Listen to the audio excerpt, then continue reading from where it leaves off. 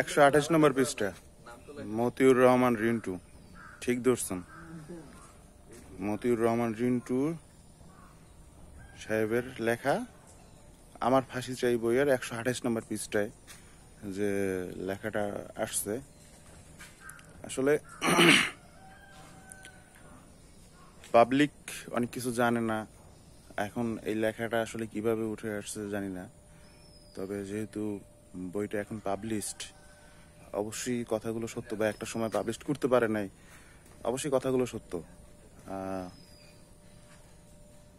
পতন হওয়া স্বৈরাচারের যে প্রধান ছিল শেখ হাসিনার আসলে বাহ্যিক ভাবমূর্তিতে আমি আসলে কোনো দল করি না, কোনো দলে সক্রিয়ভাবে জড়িত না, ছিলাম না কখনোই। কিন্তু আমার ফাঁসি চাই বইয়ের 128 নম্বর পৃষ্ঠায় যে কথাটা উঠে আসছে যে স্বৈরাচারের পতন হওয়া সাবেক প্রধানমন্ত্রী এবং স্বৈরাচারীর যে প্রধান ছিল ওনার প্রতি আমার একটা রেসপেক্ট ছিল, এবং আমার না আমার মতো অনেকেরই একটা রেসপেক্ট ছিল ওনার বাহ্যিক ভাবমূর্তির কারণে। কিন্তু বর্তমানে এই লেখাটা দেখার পর, আমি বই পড়ি নাই, আমি এক ছোট ভাইয়ের কাছ থেকে ও বই পড়ছে, ও আমার দিয়েছে আর কি, ছবি দিলাম আমার মেসেঞ্জারে যে এই। তো আসলে ওনার, আমি আসলে একটা দিক দিয়ে একটু আটকা, কারণ ওনার প্রিয় খাবার হলে গিয়া গরুর ভুড়ি, আমারও প্রিয় খাবার গরুর ভুড়ি। এটা হয়তো বা চেঞ্জ করা যাইতে পারে, ইলিশ মাছের দিকে যাইতে পারে বা অন্যান্য গরুর মাংসের দিকে যাইতে পারে। হ্যাঁ, ইলিশ মাছ আবার ভারতের প্রিয় খাবার। যাই হোক, এটা আমার ব্যক্তিগত, আমার প্রিয় খাবার, এটা থাকতেই পারে। কিন্তু সব থেকে অপছন্দের এবং বিরক্তকর হচ্ছে তার কাছে নামাজ, এবং অপছন্দের হচ্ছে এবং তার আনন্দের বিষয় হচ্ছে মানুষের লাশ। মানুষের লাশ সে তার নিজের ক্ষমতা টিকানোর জন্য নয় বিডিআর বিদ্রোহের নামে সেনা হত্যা বা বিডিআর হত্যা চালাইছে, সেটা তার রাজনৈতিক কারণে, সেটা গুটি কয়েক মানুষ এবং তাদের হাতেও অস্ত্র ছিল, সেটা রাজনৈতিক কৌশলে করছে। এরপরে যুদ্ধ অপরাধীদের ফাঁসি দিছে, বঙ্গবন্ধুর হত্যাকারীদের ফাঁসি দিছে। হ্যাঁ, তো সেটা তার রাজনৈতিক কারণে হইতে পারে, তার ব্যক্তিগত কারণে হইতে পারে, এবং যাদেরকে ফাঁসি দিয়েছে বা তাদেরকে হত্যা করছে সেটা একটা গোষ্ঠী মাত্র, সেটা অবশ্যই একটা গোষ্ঠী, সেটা দেশের সাধারণ জনগণ না, এবং নিরস্ত্র একদম নিষ্পাপ জনগণ, মানুষ না। এরপরে হেফাজতের সাথে যখন ঢাকায় যখন হেফাজতের উপরে হামলা করা হয়, অনেক মানুষ মারা যায়, তারপরে বিভিন্ন আলেম ওলামাদেরকে যখন তারা ধরে নিয়ে যায়, ঠিক আছে, এত মানুষ ক্ষিপ্ত ছিল, কিন্তু এটা তার রাজনৈতিক ক্যারিয়ারের উপরে আঘাত করে বা তার ফ্যামিলির উপরে, তার পরিবারের উপরে আঘাত করে, এজন্য সে এই ব্যবস্থাগুলো নিছে। এগুলা বিগত দিনে যারা আসছে সরকার তারা সবাই নিছে। যে অপোজিশনে থাকে, যে তার পক্ষে কথা বলে না, যে তার বিপক্ষে কথা বলে, বা যার কথা তার বিপক্ষে যাওয়ার সম্ভাবনা আছে, এগুলো এই স্বৈরাচারের আগে যে সরকারগুলো ছিল তারাও সেম কেসটাই করছে। আমি মনে করি 71 বা 69 এগুলো সব রাজনৈতিক। এখন কথা হচ্ছে, আমি ভাই স্বাধীন দেশের নাগরিক, বাক স্বাধীনতা ছিল না, ভূখণ্ড পাইছি 71-এ, কিন্তু আমাদের বাক স্বাধীনতা, তাও ভূখণ্ড 71-এ যেটা পাইছি এটা একুরেট না।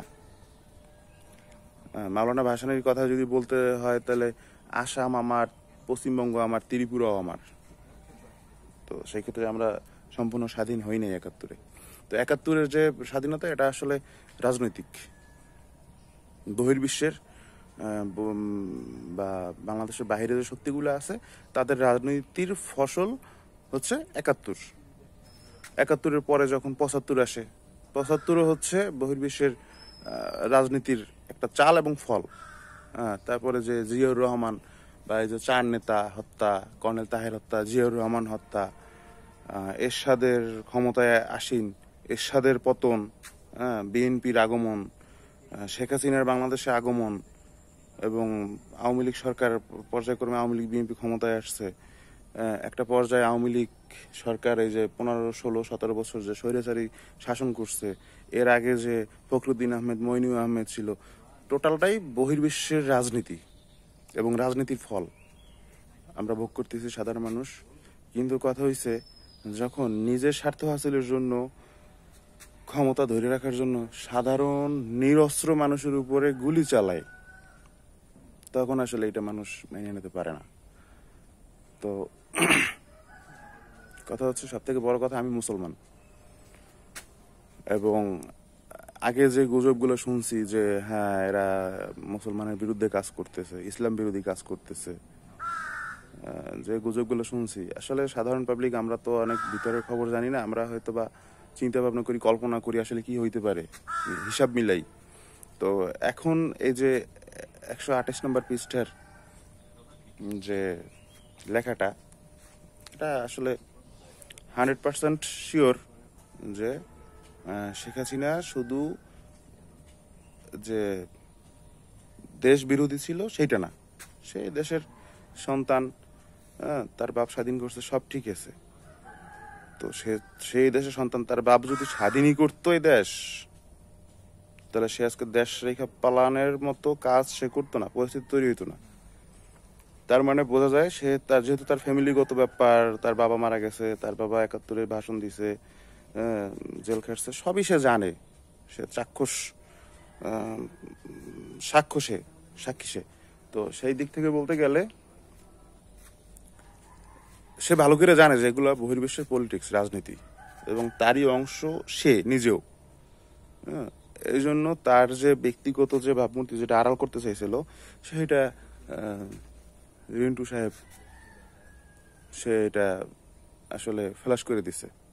তো ধন্যবাদ আপনার প্রতি, আমার ফাঁসি চাই লেখকের প্রতি, যে তিনি এমন সত্য কথা তুলে ধরার মতো সাহস করছে। আরো অনেকেই হয়তো বা সাক্ষী আছে, কিন্তু তারা এই ধরনের কথা তুলে ধরার মতন তাদের যোগ্যতা তারা রাখে না, বা তাদের সাহস নাই। তো